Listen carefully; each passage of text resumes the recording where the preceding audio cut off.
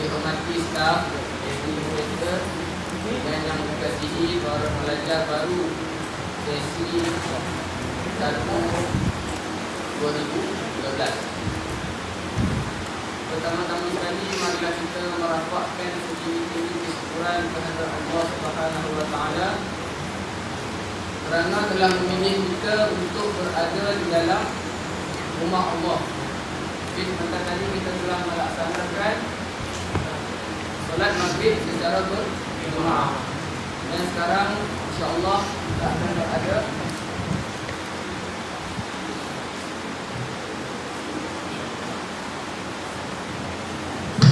sekarang insya-Allah kita akan berada di dalam satu majlis ilmu, di mana majlis ilmu seperti awal seperti yang ceramah tazkirah semalam. Untuk ceramah semalam di Nizam kata majlis ilmu di majlis zikir ini adalah taman-taman syurga di dunia. Okey, pada malam ni saya telah diberikan tanggungjawab oleh Encik Najran untuk memberi sedikit tazkirah lah. Tapi saya rasa saya tak nak bagi tazkirah lah. Saya sekadar nak berkongsi, sekadar nak buat satu perkongsian lah. Okay, sebab saya pun bukan di balik ilmu pun. Saya dekat sini depan ni, saya duduk kat depan ni bukanlah sebagai seorang ustaz. Tak layak pun nak jadi ustaz kat depan ni.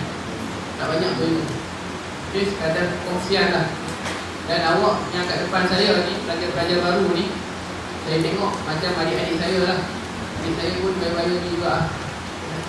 Jadi lebih selesa kalau saya panggil adik-adik lah. Boleh? Ya? Adik-adik, boleh? Okey, InsyaAllah hari ni saya nak buat secara santai lah. Perkongsian secara santai lah. Okay, kalau awak tengok kat depan dalam slide tu, okay, saya pilih tajuk sehari sebagai pelajar Muslim. Sebenarnya tajuk ni tak menggambarkan apa yang akan saya persembahkan lah. Sekadar tajuk saya sehari sebagai pelajar Muslim. Apa yang saya nak tekankan dalam perkongsian saya ni adalah bagaimana kita sebagai seorang Islam nak hidup seperti orang Islam. Okay? Kita sekarang nama Islam dalam IC, tapi kadang-kadang hidup kita tak macam orang Islam. Betul tak? Betul. Macam mana seorang Islam nak hidup macam orang Islam? Apa garis panduan? Al-Quran dan Sunnah. Al-Quran tu daripada siapa? Allah. Sunnah yang ditunjukkan oleh Rasulullah sallallahu alaihi wasallam. Okey. Jadi hari ini malam ni saya nak lebih tekankan macam mana saya nak highlightkan kepada sunnah-sunnah Rasulullah sallallahu alaihi wasallam yang kadang-kadang kita terlupa. Saya lah. Selalu saya adalah terlupa. Okey. Saya bila ada kat depan ni, bila sesiapa lah yang ada kat depan dia bercakap, antara telinga saya dengan telinga awak, telinga siapa yang paling dekat dengan mulut saya? Faham tak soalan? Telinga saya dengan telinga awak yang kat depan saya ni, mana yang lebih dekat?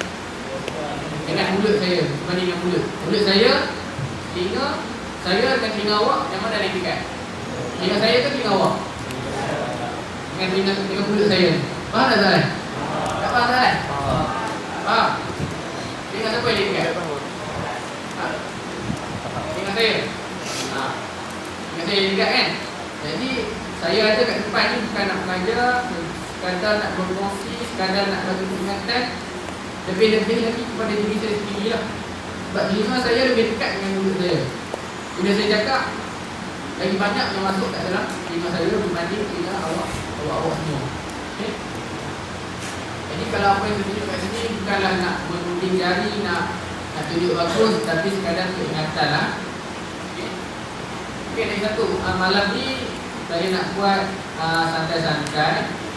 Dan AC kata semalam kena bagi 10 soalan kan? Kan? Mana AC? 10 soalan kan? Okay. Tapi saya rasa lebih kot daripada 10 malam ni. Mungkin lebih lah dari 10. Okay, tapi malam ni saya nak buat lain sikit lah. di mana soalan-soalan yang saya kemukakan saya buka kepada semua, termasuk FAC, termasuk cek-cek. Okey. Dan setiap soalan yang saya bagi, saya akan bagi hadiah. Ini hadiah Cloud9. Okey. So siapa yang dapat tu saya bagi kita belajar bilik 216 Blok Bunga Raya. Jadi kita keluar sekarang.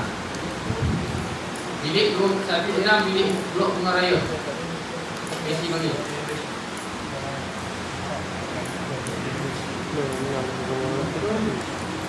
Okey, kita nak beri Cloud9 ni. Okey. Setiap satu soalan yang berjaya dijawab, saya akan bagi satu Cloud9 dan satu point untuk awak punya kumpulan.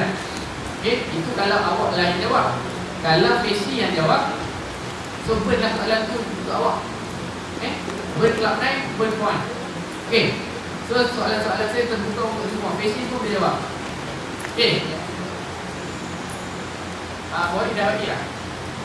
Dah bagi dah. Okey. Okey.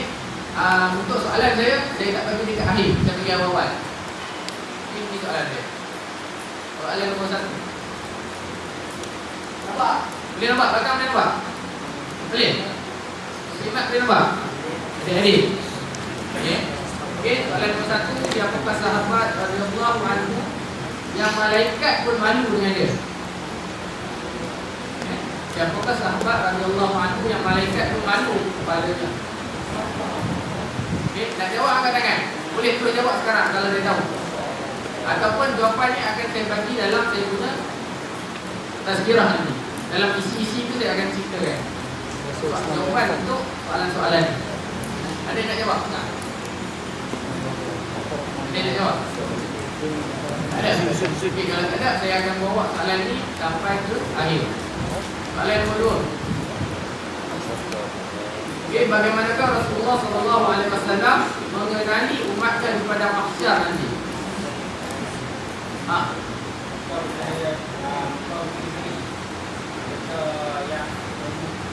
Kena?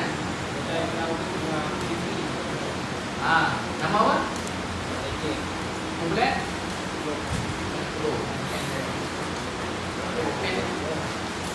Kelas 10. Mana peci?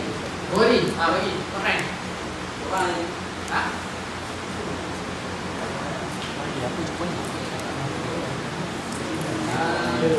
Bulan 10 kan?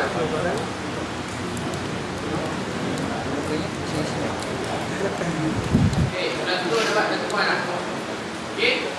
Bagaimana Rasulullah SAW nak kenal umat dia pada mahsyar nanti? Okey, saya akan sentuh nanti, tapi saya bagilah itu jawapan sebab awak dah bagi jawapan. Rasulullah akan tahu, akan kenal umat-umat dia pada mahsyar nanti. Tahu pada mahsyar? Pada mahsyar ni adalah tempat di mana kita akan dibangkitkan selepas hari kiamat. Okey, di pada mahsyar nanti semua umat manusia sejak daripada zaman Nabi Adam sampailah sehingga ke bayi yang terakhir dilahirkan sebelum kiamat. Okey, ketika tu banyak, memang banyak lah. Sekarang ni pun penduduk dunia ada berapa bilion? Banyak bilion kan? Okey, ni nak daripada zaman Nabi Adam sampai sekarang. Ini adalah banyak manusia. Jadi macam mana Rasulullah nak kenal umat dia? Melalui terpancarnya sinar-sinar nur. Okey, nur daripada tubuh badan umat dia yang ada wuduk. Okey. Kesan basahan wuduk tu nanti di padang mahsyar nanti akan bersinar-sinar. Okey, daripada situ Rasulullah tahu, oh ini adalah umat aku. Umat aku dah ambil wuduk untuk solat. Okey. Daripada situ Rasulullah akan kenal umatnya. Okey. Soalan nombor 3. Apakah surah dalam Al-Quran yang menyamai 1/3 Al-Quran? Simak. Yasin. Yasin. Surah Al-Ikhlas bukan? Lawan? Bulan 6. Okey. 1 poin, 1 Cloud9. Bulan 6. Okey. Surah Al-Quran, surah dalam Al-Quran yang menyamai 1/3 Al-Quran kalau kita baca kalau kita baca surah ni menyamai kita baca 1/3 Al-Quran. Dia punya kelebihan ni. Surah apa? Surah Al-Ikhlas. Surah Al-Ikhlas tu surah apa? Qul huwallahu ahad. Pendek surah ni. Tapi kalau kita baca sekali dah 1/3 Al-Quran. Kita baca 2 kali 2/3. Kalau kita baca 3 kali menyamai kita baca 1 Al-Quran. Surah Al-Ikhlas. Sebab apa? Sebab apa surah Al-Ikhlas ni begitu besar? Dia punya fadilat dia. Apa tahu? Yang kita tak ada ni lah. Tak ada tak main lah. Tak tahu. Ada tahu? Tak tahu. Surah Al-Ikhlas ni menceritakan tentang kebesaran Allah Subhanahu wa taala. Dalam surah Al-Ikhlas kita ceritakan banyak tentang sifat-sifat Allah, sifat-sifat yang maha agung, maha esa. Sebab tu bila kita baca surah Al-Ikhlas ni, dia punya fadilat dia sangat besar. Dia ingatkan 1/3 Al-Quran. Okey, soalan nombor 4. Okey, apakah amalan apabila dilakukan menyamai solat sepanjang malam? Kalau kita buat macam kita solat sepanjang malam, kita lepas maghrib sampai lepas subuh. Kalau kita buat amalan, ada jawab pesin boleh jawab? Tak salah. Okey. Yang cuba tak faham. Okey. Kurang tepat. Ya. Yang bulan kita kira solat malam lah. Kurang tepat. Tak apa. Terima kasih kerana mencuba. Ini. Isyak dengan subuh berjemaah. Sembahyang isyak dan subuh secara jemaah ni. Bulan apa ni? Bulan 1. Okey, 491.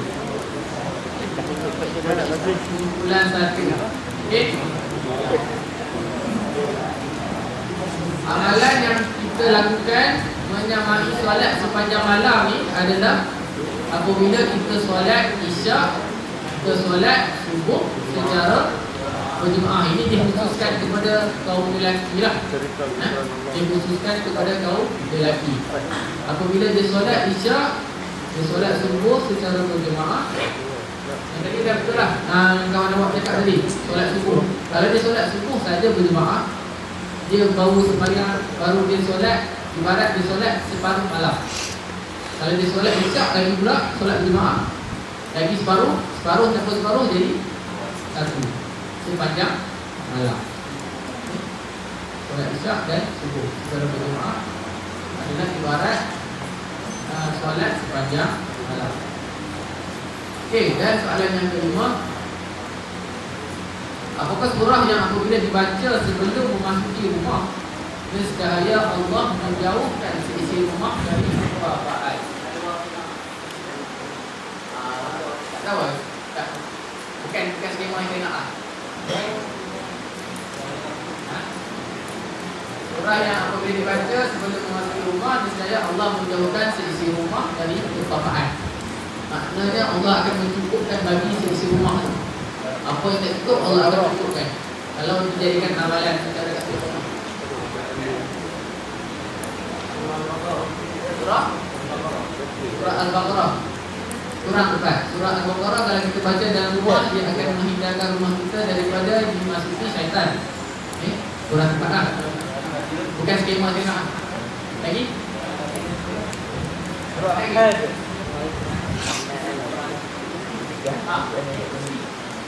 Itu kurang tepat.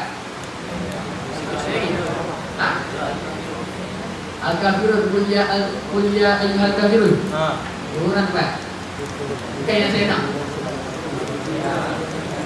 Okey apa? Kita semua ni memasukkan Quran. Okey. So soalan nombor 1 dan soalan nombor 5 kat AG dulu lah. Jelas sekali dulu dia jawab. Okey. Ada lagi soalan? Oh 5. Depan ni ada ni. Okey. Baru kita nak masuk ke punya point. Assalamualaikum. Assalamualaikum. Ini marah. Okey. Dalam saya punya slide ni saya yang sehari sebagai seorang Muslim, sehari sebagai pelajar Muslim ni, saya rangkumkan kehidupan daripada awak bangun pagi sampai awak tidur balik. Apa aktiviti yang awak buat? Okay? Apa aktiviti yang awak buat? So saya akan ambil tukar meja saja, tukar yang besar. Seperti yang mula awak akan bangun tidur. Lepas bangun tidur awak akan selalunya orang akan masuk toilet dulu tak? Kan? Bangun tidur masuk toilet tak? Okay? So adab-adab bila kita bangun tidur, adab bila kita masuk tandas, okay? Adab bila kita nak berwuduk, adab bila kita nak solat, adab bila kita nak keluar rumah, adab bila kita nak pergi ke kelas, okay? Adab bila kita nak balik ke rumah, adab apabila kita nak bersukan, beriadah, dan adab apabila kita nak makan, dan juga adab apabila kita nak tidur balik. Itu sehari kita sebagai seorang Muslim lah. Okey, bila kita bangun pagi, mula-mula bangun pagi kena buat apa? Betul kan? Doa. Baca doa. Siapa boleh bacakan doa? Satu makam untuk dia, satu doa naik. Doa bangun tidur. Okey. Buat.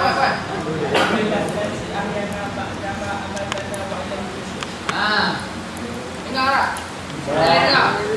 Ulang ulit. Ulang sekali lagi. Alhamdulillahillazi ahyana ba'da ma amatana wa ilaihi nusyur. Okey, mari satu. Bulan 13.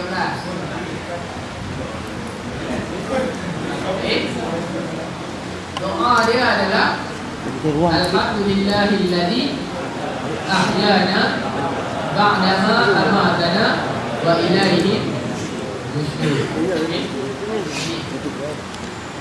Cuba kita baca sama-sama. Okey, baca selepas saya baca. Alhamdulillahillazi ahyana ba'da ma amatana wa ilaihi nusyur. Maksudnya adalah segala alhamdulillahillazi, segala puji bagi Allah, ahyana, yang menghidupkan kami, ba'dama, selepas, amatana, mematikan kami, wa ilaihi nusyur, dan kepadanya kami akan kembali. Okay? Selalunya kita baca doa tidur. Lupa lah. Kadang kalau ingat pun, kami ingat pun doa tidur. Betul tak? Doa tidur kita baca. Doa pagi tidur dah ingat lah. Kan? Betul tak? Kalau kita lupa kan? Bukan awak lah, saya lah. Selalu lupa. Memang lupa pun. Sama lah macam makan. Doa makan ingat kan? Doa lepas makan baca? Baca? Ini satu alhamdulillah. Kadang kita ni bila lapar nak makan. Nak makan ingat baca doa makan. Tapi bila dah makan, dah dapat nikmat, dah merasa nikmat kehidangan, lupa akan nikmat Allah, dah lupa nak bersyukur. Sama macam tu lah kita makan tidur. Dan kita lupa. Saya lah, saya lupa.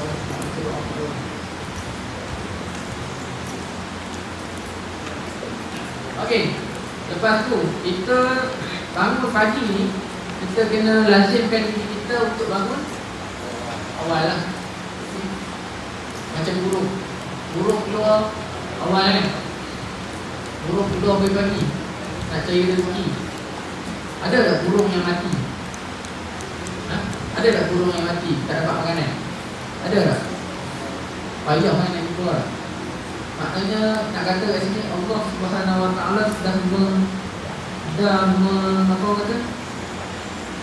telah mentakdirkan, telah mencukupkan rezeki bagi semua makhluk dia. Tapi tak ada makhluk yang tak dapat makanan. Sedangkan burung-burung pun boleh kan. Burung-burung ni keluar awal kan, maghrib dia balik. Dari pandai macam tu lah. Kita bangun awal sebelum subuh. Ni kalau nak kena elok, bangun awal sebelum subuh tu. Sekarang subuh 6, kita bangun dah dalam 5 setengah. Pergi mandi, bersihkan badan. Sebab apa kita mandi sebelum subuh ni? saya punya testimoni lah. Saya punya testimoni mandi subuh-subuh ni, InsyaAllah badan akan segar lah sepanjang hari. Kalau bangun sebelum subuh, lepas tu mandi pun sebelum subuh, InsyaAllah badan akan segar sepanjang hari. Jadi kita bangun awal, kita boleh siap-siap mandi, lepas tu kita boleh pergi solat semua awal. Sebab kita nak kejar yang tadi tu, nak kejar fadilat pahala solat sepanjang malam. Walaupun kita sekadar sebanyak isyak dan subuh kan. Dan sama macam kita solat sepanjang malam. Betapa kasihnya Allah Subhanahu Wa Taala kepada umat manusia, kepada umat Nabi Muhammad SAW. Okay. Walaupun hidup umat dia ni, umat Nabi Muhammad ni tak macam mana, sekadar dalam 70, 60, 80, yang lebih 100 ya, nak dibandingkan dengan umat yang dulu-dulu. Umat Nabi Nuh hidup sampai berapa? Nabi Nuh hidup berapa tahun? Dekat 1000 tahun Nabi Nuh hidup. Nak dibandingkan dengan kita 100 pun kadang-kadang tak sampai. Berapa banyaklah kita punya amalan nak bandingkan dengan umat Nabi Nuh. Betul tak? Tak terkejar lah kita. Okay? Jadi dengan benda macam ni lah Allah nak menggembirakan Nabi Muhammad Rasulullah. Sebab Rasulullah ni hidup dia sentiasa memikirkan tentang umat dia. Ummati. Rasulullah hanya fikir tentang umat dia. Macam mana lah umat dia nak dibandingkan dengan umat-umat Nabi yang sebelum-sebelum ni. Hidup lama, badan kuat-kuat, badan kuat-kuat, nak beribadat pun kita sangat-sangat mampu nak dibandingkan dengan umat sekarang ni. Hidup pendek. Jadi Allah Subhanahu Wa Taala dah bagi satu umat yang sangat besar. Okay. Dengan mengerjakan solat subuh dan isyak berjemaah, dah boleh bawa kita dapat pahala yang sangat banyak. Okey. Lepas kita bangun tidur, selalunya kita akan masuk ke dalam tandas lah. Okay, nak selesaikan kita punya adat. Okay. Bersuci. Okey, ni ada soalan lagi, satu. Bila nak masuk tandas, kita baca doa. Apa doa?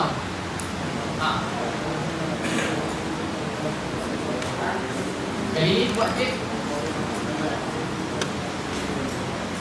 Allahumma inni a'udzu bika minal khubuthi wal khaba'ith. Itu doa masuk tandas sebelah awal. Sebelah dua. Mari, sebelah dua. Okay, dua. Okay, ini dia doa dia. Bismillah. Allahumma inni a'udzu bika minal khubuthi wal khaba'ith. Okay, cuba ikut kan? Bismillah. Allahumma inni a'udzu bika minal khubuthi wal khaba'ith. Maksudnya dengan nama Allah, Bismillah, iaitu dengan nama Allah, Allahumma inni, ya Allah, a'udzu bika, aku berlindung denganmu, minal, daripada khubs. Khubs ni adalah syaitan jantan. Okay? Wal khaba'ith, dan syaitan berzina. Jadi kita kena ingat, syaitan pun ada jantina dia. Bukan dia jenis spesiesnya. Dia ada jantan, dia ada berzina. Okay? Kenapa kita kena baca doa masuk tandas ni? Sebab apa? Sebab apa kita kena baca doa masuk tandas? Nak menyelamatkan diri daripada tandas. Sebab apa? Sebab tandas ni adalah tempat persembunyian syaitan. Okay? Bila azan dilakukan, iqamat dilakukan, syaitan-syaitan akan berkeliaran lari sambil terkentut-kentut. Syaitan-syaitan tu akan lari sampai terkentut. Bila dengar azan dan iqamat, dia lari pergi mana? Lari masuk ke dalam tandas lah. Sebab tu orang tua selalu nasihatkan kita, bila dengar azan, jangan duduk dalam toilet. Kecuali kalau dah terdesak sangat, masuklah. Okay. Cuba elakkanlah waktu orang azan masuk dalam toilet. Sebab tempat toilet ni adalah tempat di mana syaitan-syaitan bersembunyi, hidup di dalam tandas.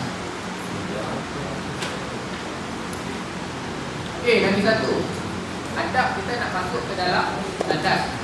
Okey, nak masuk dalam tandas kita mulakan dengan kaki kiri ke kanan. Jadi bukan sunat kita guna semua dengan kanan.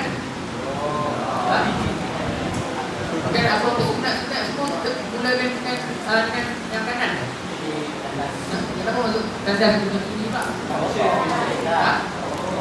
Sebab tandas di tempat yang kotor, kita ni kotor, tempat kita buang hajat. Okey, kalau tempat kita buang hajat, syaitan pun duduk dalam dia. Okey. Lagi satu. Yang ni selalu kita buatlah. Bila kita masuk dalam toilet, kita nak mandi. Okey? Kita nak mandi. Kita mandi bokeh ke mandi apa? Benar. Okey, pasal? Berlapis. Kebanyakan kita ni akan mandi dari berbokeh lah. Tak pakai apa. Sebab apa? Sebab kita rasa kita mandi kita seorang kan. Mana ada orang tengok kan? Kita lupa yang Allah tu tengah tengok kita. Betul tak? Kita lupa dalam kita hidup dalam dunia ni, kita lupa kata ada makhluk-makhluk lain lagi selain daripada manusia. Kan? Kita masuk toilet dari toilet tu tempat apa? Syaitan. Jin syaitan. Okay? Jin kafir. Jin kafir ni selalu geng-geng lah dengan syaitan ni. Jin kafir. Jin ni pun ada dua, Islam dan kafir. Jin kafir ni masuk dalam tandas. Sama macam syaitan ni. Kita mandi, lepas tu kita pun mandi boleh. Syaitan tengok pun dia hello kan. Tak tahu lah kalau jantan kita tengok orang lelaki, dia tengok hello orang. Kalau syaitan jantan tengok orang perempuan, dia hello kan. Sebab tu kita bila kita mandi, kita kena tutup aurat. Aurat tu daripada mana? Pusat ke lutut? Pusat ke lutut. Sama lah lelaki perempuan. Pusat ke lutut. Itu kena auratnya minimum lah. Daripada aurat, daripada pusat ke lutut. Perempuan kan ada cantik daripada atas lah kan, pakai perban kan. Tapi kalau tak ada sangat pun daripada pusat ke lutut pun dah okey lah untuk tutup aurat mandi. Sebab apa kita kena tutup aurat? Satu itulah, sebab kita kena ingat bahawa kita hidup dalam dunia ni bukan kita manusia sahaja yang hidup, bukan kita manusia, tumbuhan, haiwan. Ada lagi makhluk-makhluk lain yang kita tak nampak dengan mata kasar. Okey? Bila kita tak nampak dengan mata kasar, kita tak tahu lah apa yang dia nak buat kat kita. Okey? Syaitan ni, jin ni, jin kafir ni yang duduk dalam toilet ni, jin-jin ni pun sifat dia macam manusia juga. Dia ada perasaan,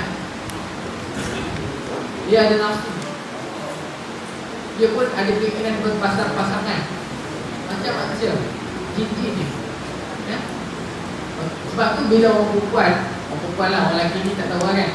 Orang perempuan bila mandi kalau tak tutup aurat ni, dia mudah nak kena gangguan. Sebab apa? Sebab jin tu dah terpikat. Jin tu dah terpikat dengan diri dia. Sebab dia tak tutup aurat.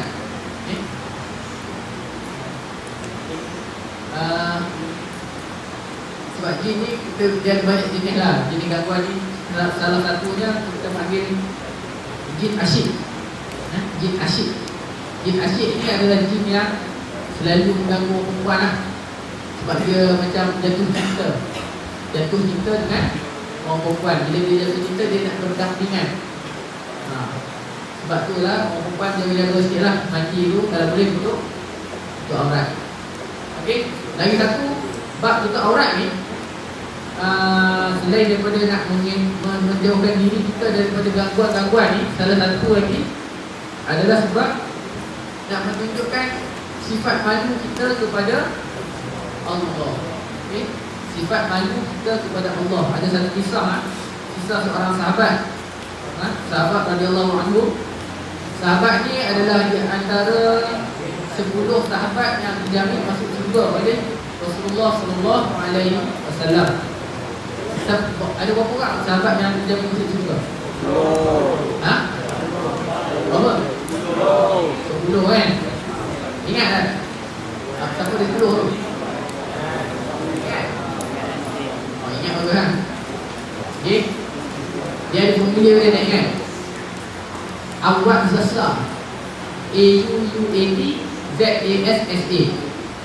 A for Abu Bakar, U for Umar, U for Uthman, A for Ali, T for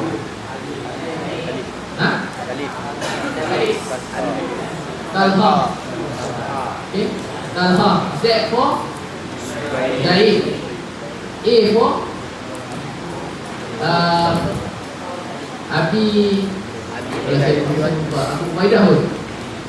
A for Abu Ubaidah, S for Z-A-S-S. Semua dah lupa dah. S for tak ingat tapi ada lah Z-A-S-S-A. Okay.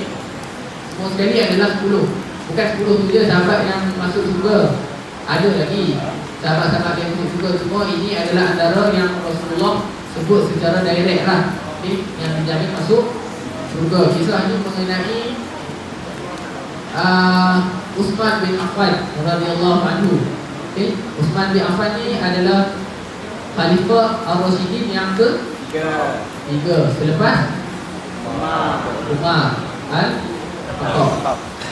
Sayyidina Uthman bin Affan ni sangat terkenal dengan sifat pemalu. Okay. Sayyidina Uthman ni sangat terkenal dengan sifat pemalu. Memang sangat tinggi lah sifat pemalu dia. Okay, sehingga kan Rasulullah akan merasa malu dengan dia, dan malaikat pun akan malu dengan Sayyidina Uthman. Sebab apa? Ada satu kisahnya, satu ketika mana Rasulullah waktu itu dia sedang memberi kuliah. Dia bagi ceramah kepada sahabat-sahabat. Waktu itu Rasulullah tengah duduk dikelilingi oleh sahabat-sahabat. Okey. Dan pada waktu itu kain yang Rasulullah pakai terselak sikit. Kain dia terselak, nampak dia punya betis. Betis Rasulullah ternampak waktu itu. Tapi Rasulullah dia tak tutup. Okay? Dia tak tutup. Dia punya kain yang terselak sebab betis kan. Betis bukan aurat tu tak? Yang aurat paha kan. Betis dia sedikit terselak. Jadi Rasulullah tak tutup balik. Sehinggalah Rasulullah ternampak Uthman. Uthman datang menghampiri Rasulullah. Bila Rasulullah nampak dia Uthman, cepat-cepat Rasulullah tutup kain tu, tutup dia punya betis. Betapa Rasulullah sangat malu dengan Sayyidina Uthman.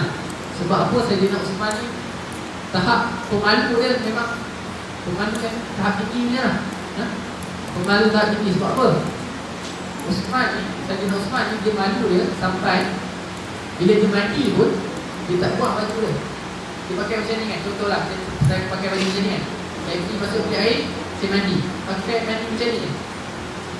Sayyidina Uthman tu dia punya tahap pemalu dia macam tu. Dia mandi, dia tak buang baju dia sebab dia malu. Sebab tu Rasulullah dan juga malaikat pun berasa malu dengan Sayyidina Uthman. Okey. Okey, kita pergi kepada yang seterusnya, iaitu doa kedua tandas. Siapa boleh baca? Ghufranak. Bilang mana? 13. Bukan 13 tu kali lah. Bukan 13. Menengah. Okey. Balik jawab tadi ni. Tidak. Okey, doa kedua tandas iaitu ghufranak. Ghufranak. Pendek Ghufranak. Okey, mana maksudnya aku memohon keampunan daripada dapat dah plot naik. Dapat dah plot naik. Belum. Plot naik dapat dah. Nah. Okey. Ukrona iaitu maksudnya aku memohon keampunan daripada. Okey. Selain daripada itu kita nak bersuci ni, kita kenalah menjimatkan penggunaan air. Tahu tak Rasulullah kalau dia bersuci dia guna air banyak mana? Cawai. Cawai. Botol. Betul lah tu, botol. Botol 1 mineral botol, bukan punya ni. 1 botol mineral 1.5. Kalau Rasulullah nak bersuci banyak tu je. Bayangkan kita kalau kita mandi, kita tak ada air kita mandi tu. Gajah boleh mandi kot. Kan? Nak dimandikan dengan Rasulullah berjimat air. Betapa mulianya sifat Rasulullah ni. Dengan air dia sangat berjimat. Bukan air je lah, semua benda dia akan berjimat. Nak mengelakkan pembaziran. Kita tahu pembaziran ni adalah perbuatan amalan syaitan. Okay? Mana Rasulullah nak bersuci, dia hanya menggunakan 1 botol mineral yang besar ni. Botol 1.5 liter. Okay? Lepas tu kalau kita nak keluar daripada tandas, kita mulakan dengan kaki kanan. Okay? Bila kita nak keluar daripada tempat yang tak elok, kita masuk dengan kaki kiri, keluar dengan kaki kanan. Okey.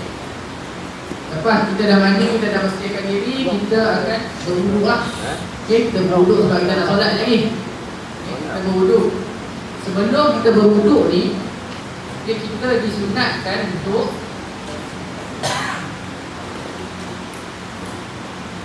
kita disunatkan untuk bersiwak ataupun bersiwak. Tahu bersiwak? Tu gambar. Ada gambar dia tunjuk kat sini. Ini adalah kayu sugi. Kayu sugi. Okey. Kayu sugi ni kita gunakan buat apa? Macam kita guna orang zaman dulu, zaman Rasulullah dulu, mana ada buruh gigi. Dia orang gunakan kayu sugi. Kayu sugi ni berasal daripada yang popularnya kayu arak. Pokok tu nama arak. A-R-A-K lah, arak. Pokok arak. Okay, kayu sugi ni berasal daripada, dia ada banyak jenis pokok lah boleh pakai. Yang popularnya kita gunakan pokok arak. Okay, pokok arak tu kita potong ranting dia tu, kita potong. Lepas tu kita gigit sikit dekat ujung dia tu. Nak jadikan dia lembut macam berus kan. Macam berus. So kita gunakan dia untuk berus gigi dia, bersiwak. Okay. Di mana amalan bersiwak ni adalah sunnah daripada Rasulullah SAW. Okay. Di mana ada dalam satu hadis daripada Abu Hurairah radhiyallahu anhu, okay, yang diriwayatkan daripada Abu Hurairah, okay, Rasulullah telah bersabda, andai tidak menjadi keberatan bagi umatku atau atas sekalian manusia, nescaya akan aku perintahkan untuk bersiwak pada tiap-tiap waktu solat. Sampai macam ni sekali. Rasulullah dah bersabda, kalau dah bersiwak ni atau bersuci ni tak menjadi keberatan, tak membebankan umat-umatku ataupun umat manusia, nescaya dia akan wajibkan. Sebab Rasulullah tahu manusia ni sangat lemah. Tambah-tambah lagi zaman sekarang ni lah. Nak buat yang wajib pun susah, nak buat yang sunat lagi lah. Betul tak? Solat 5 waktu pun dah susah lah, kenapa nak buat yang sunat? Kenapa Rasulullah kata macam ni? Sebab banyak fadilat daripada bersugi atau bersiwak ni. Banyak fadilat kan. Okey, antaranya kalau yang dijumpai dalam kitab-kitab lah, okay, bersiwak ni satu untuk membersihkan mulut. Okay, kita dapat keredaan Allah. Bila kita dapat keredaan Allah, syaitan tak suka dengan kita lah, maka syaitan akan menjauhi kita. Okay, lepas tu Allah dan malaikat akan kasih dengan kita. Mulut akan membawa harum. Okay, siapa yang berkahak tu akan hilangkan kahak dia dan kuatkan pandangan mata. Dan satu lagi ni, InsyaAllah kalau siapa yang istiqamah dalam bersiwak ni, di akhir waktu dia, di ajal dia ni, InsyaAllah dia akan mudah untuk mengucapkan 2 kalimah syahadah. InsyaAllah dia akan mudah untuk mengucapkan 2 kalimah syahadah. Sebab kita tahu waktu manusia ni nak berpisah dengan roh, ketika manusia nak berpisah dengan roh, ketika tu syaitan akan datang kepada kita. Syaitan akan datang kepada kita, dia akan berupa, dia akan berubah-ubah, dia akan jadi macam orang yang kita sayang. Contohnya kita ada mak, dia akan jadi macam mak kita. Contohnya kita ada awet, dia jadi macam awet kita. Orang perempuan kalau dia ni, syaitan akan berupa semacam dia punya boyfriend. Syaitan ni akan datang, dia akan ajak kita, dia kata, jomlah masuk agama lain, masuk agama Nasrani ke, Kristian ke. Kalau takkan tak sayang kat I kan, dia cakap macam tu lah, dia akan goda kita. Sebab tu kita bila di akhir nyawa kita tu, kita nampak orang yang di akhir nyawa tu dia sangat terseksa, mata kadang-kadang terbelia. Sebab apa? Sebab datang gangguan daripada syaitan. Waktu bila nyawa kita dah di hujung-hujung, awak cakap tu dia pun kadang dia tak layan pun.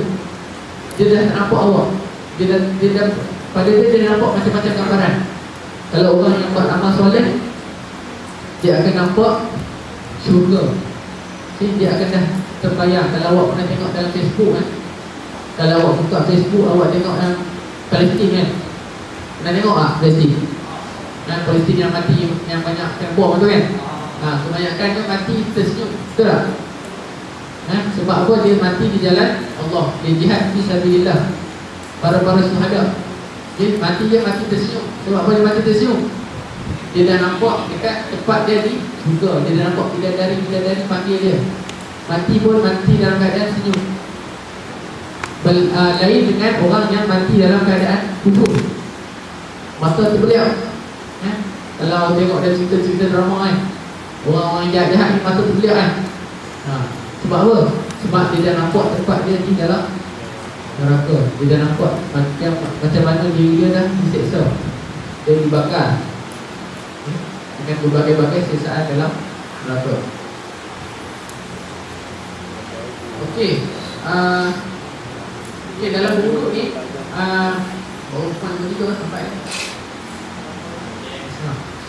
Okey, lepas kita dah bersuci, belum kita nak ambil wuduk, selalunya doa. Kalau awak buka kitab bila nak ambil wuduk, dia tak ada doa spesifik nak ambil wuduk. Dia just kita baca bismillah, cukup sekadar bismillah. Lepas tu kita niatkan kita ambil wuduk. Doa dia sekadar bismillah. Bismillah. Nak baca lebih sikit pun tak apalah. Bismillahirrahmanirrahim.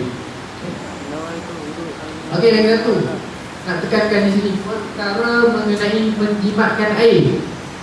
Tadi satu tu masa mati dah tak jimat air dah, membazir air. Lepas tu ambil wuduk pun membazir lagi sekali. Kan? Orang Melayu pun, orang Melayu memang suka macam tu kan? Bila ambil wuduk, pilih tu kan boleh pusing 90 darjah kan? Pulang ambilnya, tak? Air pun.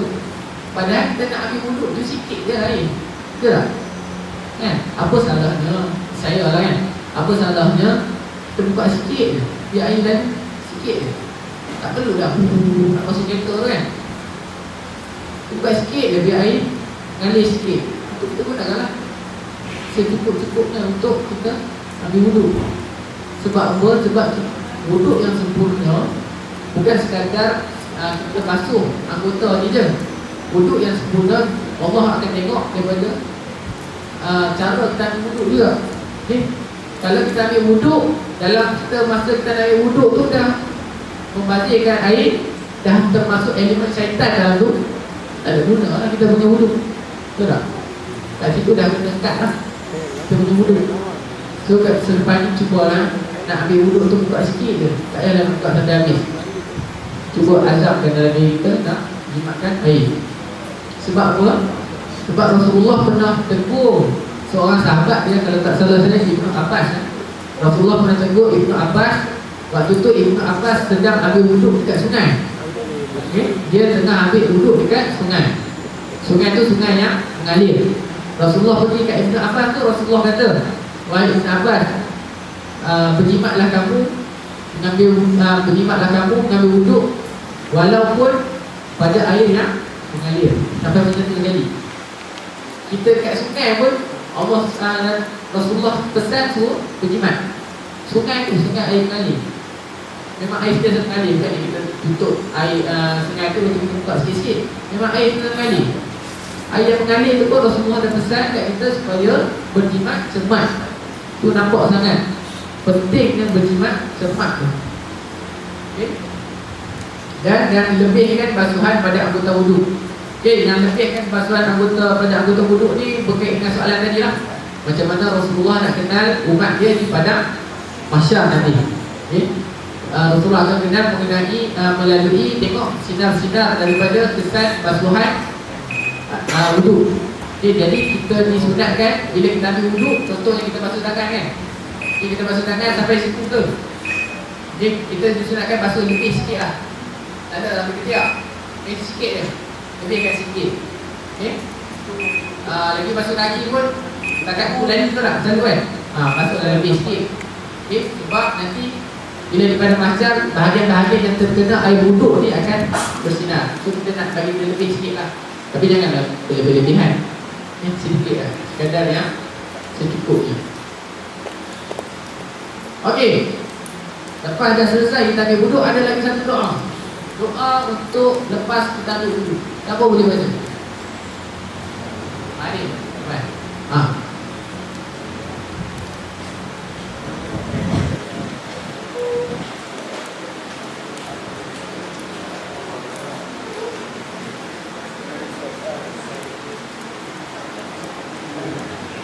Okey lah tu. Bulan 5. Mana besi? Makan. Bulan 5. Bulan 5. Okey, tadi kawan awak tak dah baca. Doa dia macam ni. Asyhadu an la ilaha illallah wahdahu la syarikalah wa asyhadu anna Muhammadan abduhu wa rasuluh. Allahumma ja'alni minat tawwabi wa ja'alni minal mutatahhirin. Okay. Ada lagi lah. Ada lagi kan bacaan depan tu. Tapi kalau awak buka kitab, okay, yang Rasulullah ajar kat kita adalah setakat ni je. Yang belakang tu adalah ulama-ulama lah, ditambah-tambahkan. Boleh jugalah buat amal. Tapi kalau yang paling elok kita ambil yang mana Rasulullah ajar kat kita lah. Okay. Mana maksudnya? Asyhadu an la ilaha illallah wahdahu la syarikalah wa asyhadu anna Muhammadan abduhu wa rasuluh. Aku bersaksi bahawa tiada Tuhan melainkan Allah yang Esa. Tidak ada yang menyekutukannya, dan aku bersaksi bahawa Nabi Muhammad itu hamba-Nya dan pesuruhnya. Okey, Allahumma ja'alni minat tawwabi wa ja'alni minal mutatahhirin. Ya Allah, masukkanlah aku, jadikanlah aku orang yang bertaubat dan orang yang mensucikan diri. Dan ataupun orang yang menjaga kebersihan. Okey, lepas kita ambil wuduk, kita menghadap ke arah kiblat, kita angkat tangan. Okey, kita hadap kiblat, kita angkat tangan, kita baca doa ni. Asyhadu an la ilaha illallah wahdahu la syarikalah wa asyhadu anna Muhammadan abduhu wa rasuluh. Allahumma ja'alni minat tawwabin wa ja'alni minal mutatahhirin. Okey. Allah kata apa? Kalau siapa yang Rasulullah kata apa? Siapa yang membacakan doa ni lepas wuduk, Allah akan bukakan 8 pintu syurga untuknya. Takkan tak mahu. Allah akan bukakan 8 pintu syurga. Bukan susah apa baca doa ni. Menghadap kiblat, angkat tangan, baca doa. Allah akan bukakan 8 pintu syurga untuk dia. Dan orang tu boleh pilih nak masuk ikut pintu yang mana dia suka. Melalui lepas 8. Dia masuk ikut yang mana pun tak apa. Betapa pemurah, Maha Pemurah lagi Maha Penyayang Allah tu kepada manusia. Okey, habis pada berwuduk, kita nak masuk kepada bab solat. Okey, bab solat ni saya just nak tegur sikit lah. Just orang kata teguran-teguran yang selalu kita buat. Ni yang kita kadang-kadang tak perasan tu. Okey, yang pertama sekali solat di awal waktu lah. Solat di waktu dia salah semua orang pesan. Sebab apa? Amal ibadat yang paling Rasulullah suka adalah solat di awal waktu.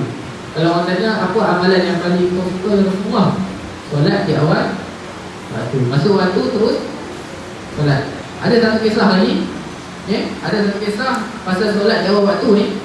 Kalau awak pernah dengar, pada zaman Rasulullah ada seorang sahabat ni. Sahabat ni dia tengah buat rumah. Okay, dia tengah susun batu bata.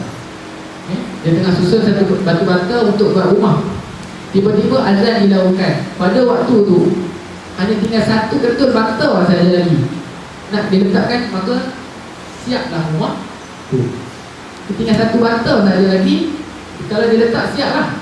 Okay, tapi waktu tu dia terdengar azan dilakukan.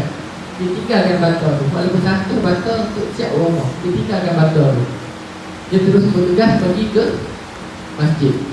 Okay, itu betapa hebatnya lah didikan Rasulullah kepada para sahabat dia. Dia jaga dia punya solat, supaya solat di awal waktu. Okey, bagi lelaki solat berjemaah di surau ataupun masjid. Okey, bagi lelaki. Bagi orang perempuan, elok-eloknya sembahyang di dalam rumah. Dan yang paling elok sekali di dalam rumah tu pula dalam bilik. Orang perempuan itu untuk orang perempuan lah. Orang lelaki yang pakai yang tu lah. Orang lelaki paling afdalnya adalah solat berjemaah di masjid ataupun surau. Okey.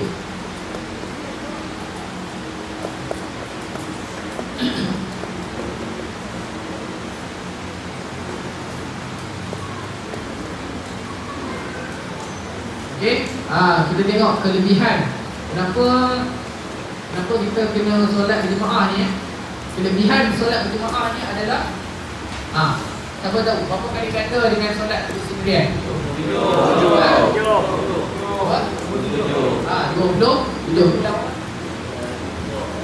Bulan 2. Basic kalau yang satu bulan 2.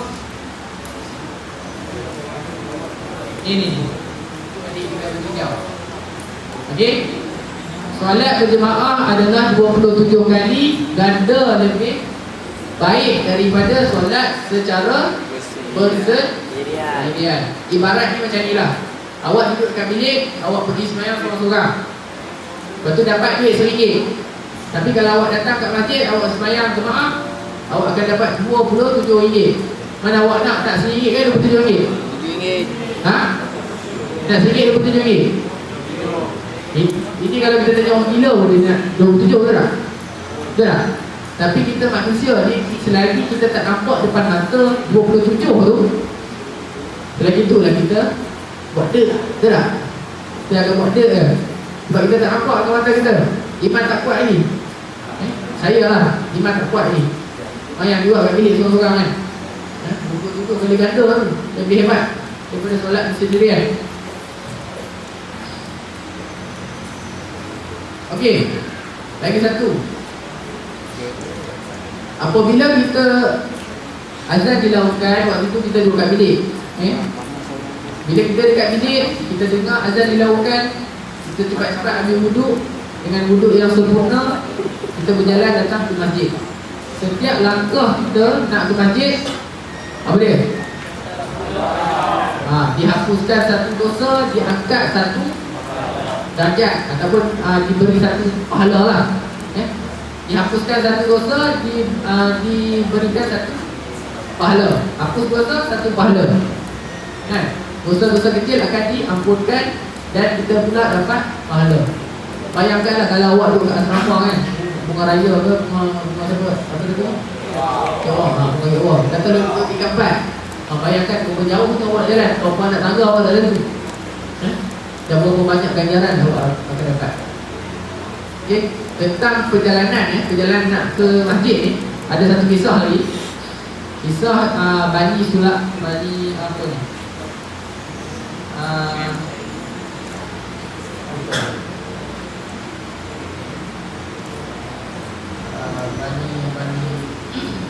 Ada satu kisah Bani Salamah saya rasa.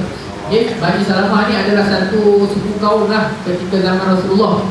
Okay. Di mana Bani Salamah ni dia punya kampung jauh daripada masjid Nabi.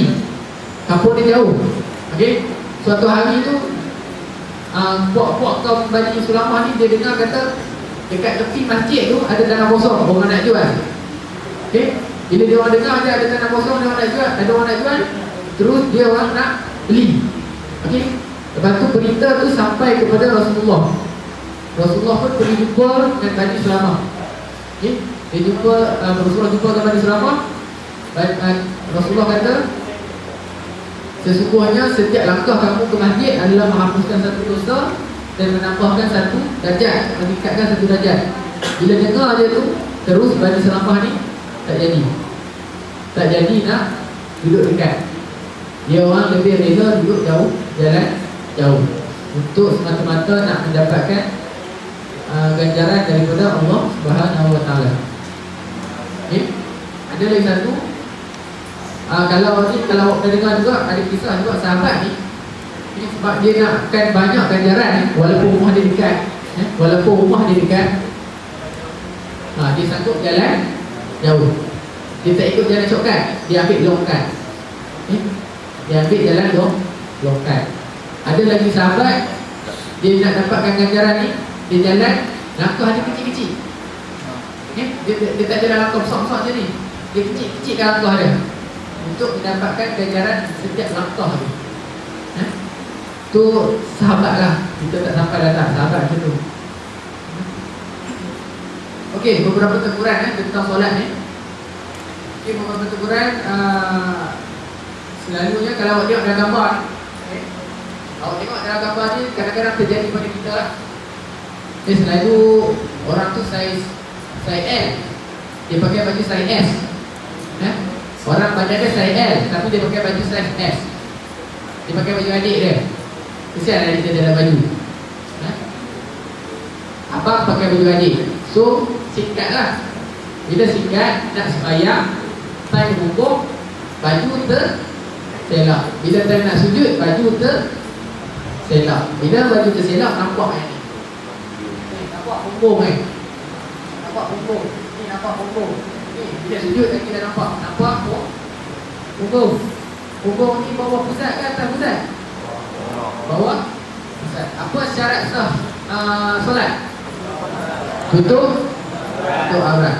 Bila dah terbuka aurat, tak sah dia punya solat. Batal kan? So, bila awak terpakai baju yang kecil macam ni, apa jalan penyelesaian? Nak tukar tak boleh lah. Sebab katalah awak pula pergi jalan, pergi jasko ke, nak sembahyang, pakai baju kecil, Allah pakai baju kecil pula. Jangan nak sembahyang ni. Salah satu dia kita tie in. Baju yang kecil tadi kita tie in. Jadi bila kita tie in, insya-Allah baju tu takkan terkeluar. Bila kita rukuk, bila kita sujud, baju tu takkan terkeluar daripada seluar. Dia takkan terangkat. Okey? So ingat itu lah. Kalau siapa-siapa yang pakai baju kecil-kecil tu nak solat, tie in baju tu. Sebab kata tak, kesian sembahyang penat-penat, tongeng. Nanti ke akhirat kosong, tak ada apa pun, dapat dosa lagi ada. Penat-penat sembahyang. So kena jaga yang ni. Sebab tutup aurat ni jaga. Okay? Sebab selalu sangat saya nampak.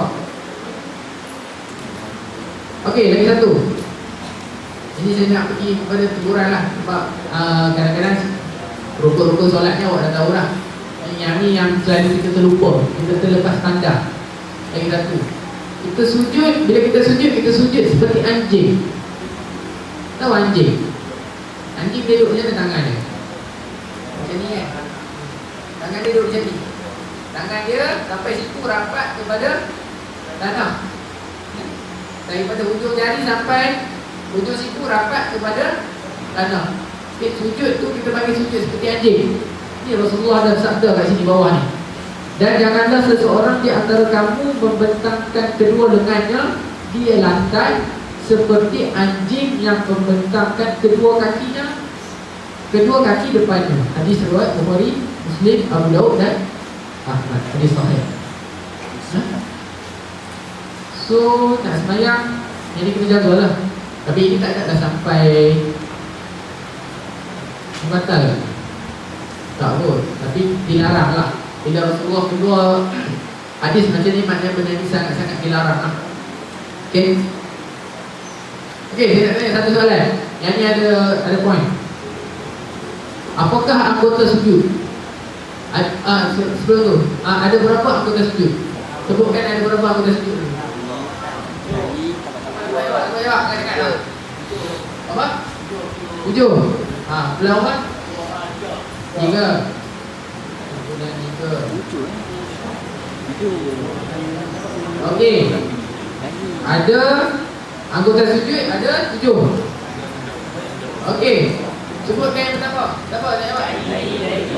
Angkat apa? Satu dahi. Bukan? Dan 7. Kemudian 7 posisi. Itu satu abang baju hitam tu, adik baju hitam ni dengan baju biru.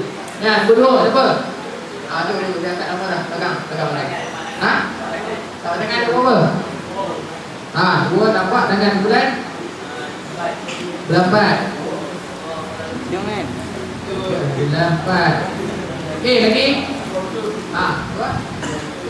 Dua lutut. Kurang. Abang buka penting.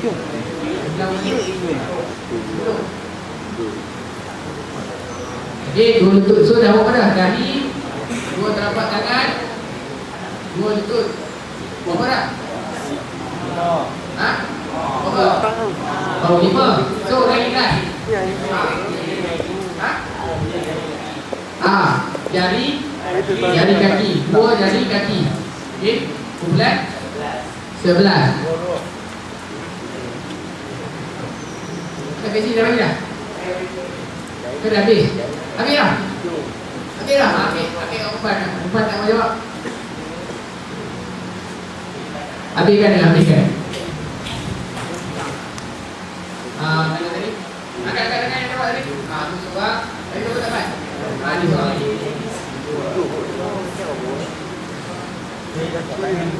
Okey, so ada 7 anggota sujud. Dahi, dua tapak tangan, lutut dan juga jari kaki. Ini. Ini juga. Apa yang dapat? Okey. Okey, lagi satu. Okey. Kedudukan kaki ketika sujud. Okey, disebabkan tadi awak kata kaki termasuk dalam ibu jari kaki tu. Ujung-ujung jari kaki termasuk dalam anggota sujud. Okey.